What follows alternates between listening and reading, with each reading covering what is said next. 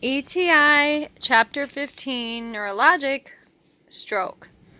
Strokes, also known as cerebrovascular accidents or brain attacks, involve a disruption in the cerebral blood flow secondary to ischemia, hemorrhage, or brain attack or embolism. Classifications of strokes are hemorrhagic and ischemic. Ischemic strokes are thrombotic or embolic. Hemorrhagic occur secondary to a ruptured artery or aneurysm. The prognosis for a client who has experienced a hemorrhagic stroke is poor due to the amount of ischemia and increased ICP caused by the expanding collection of blood. If it is caught early, an evacuation of the clot can be done with the cessation of the active bleed. The prognosis of a hemorrhagic stroke improves significantly. Thrombotic strokes occur secondary to the development of a blood clot on an atherosclerotic plaque in a cerebral artery that gradually shuts off the artery and causes ischemia distal to the occlusion. Manifestations of a thrombotic stroke evolve over a period of several hours to days.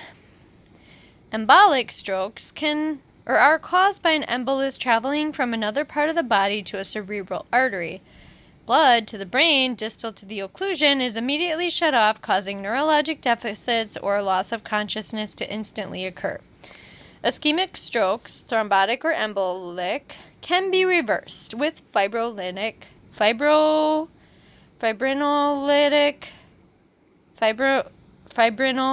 therapy using alteplase, also known as tissue plasminogen activator TPA, if given within 3 to 4.5 hours of the initial manifestations, unless contraindicated by factors such as presence of an active bleed. Here is a picture of a hemorrhagic stroke where the blood leaks into the brain tissue. You can see it in ATI on page 87. And here is a thrombotic stroke where the blood and the thrombus in the brain. Turning to page 88 in chapter 15 of ATI, here's a picture of embolic stroke. You have the blood clot that travels through the bloodstream toward the brain. Shows the source of the blood clot and the blood clot pictured here by the brain.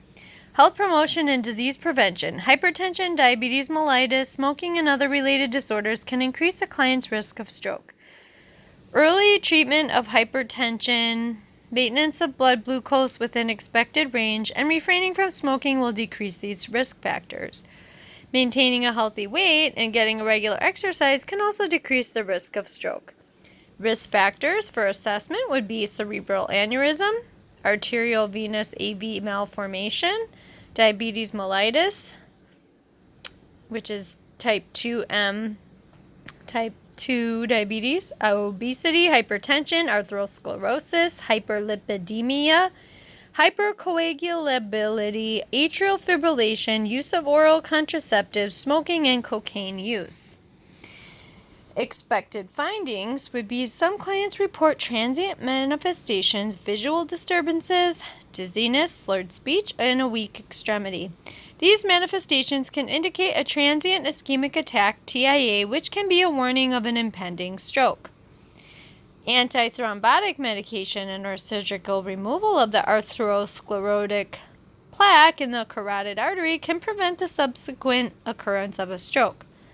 Physical assessment findings would be manifestations vary based on the area of the brain that is deprived of the oxygenated blood. The left cerebral hemisphere is responsible for language, mathematics skills, and analytic thinking. Expressive and receptive aphasia, inability to speak and understand language.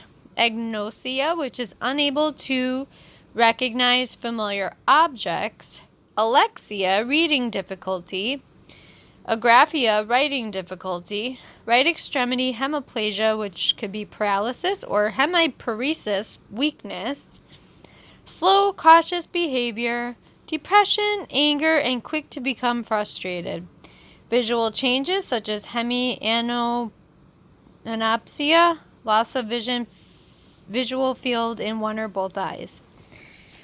The right cerebral hemisphere is responsible for visual and spatial awareness and proprioception.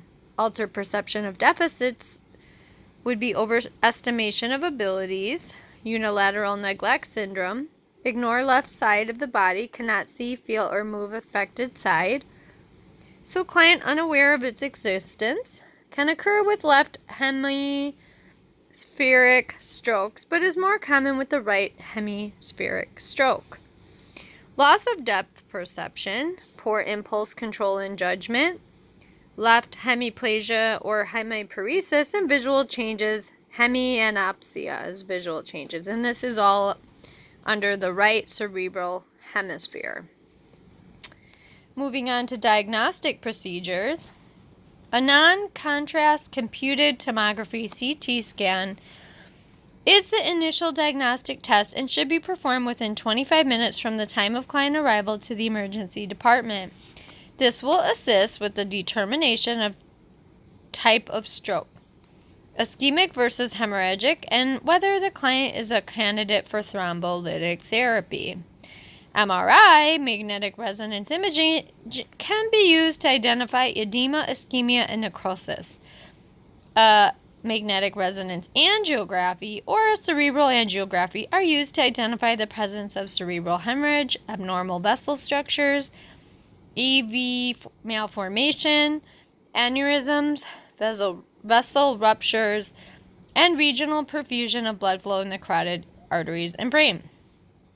A lumbar puncture is used to assess for the presence of blood in the cerebral spinal fluid. A positive finding is consistent with a cerebral hemorrhage or ruptured aneurysm. The Glasgow Coma Scale is used when the client has a decreased level of consciousness or orientation. The risk for increased intracranial pressure, ICP, exists related to the swelling of the brain that can occur secondary to the ischemic insult. This completes the diagnostic procedures on page 89. We will continue on next with the patient-centered care on page 89.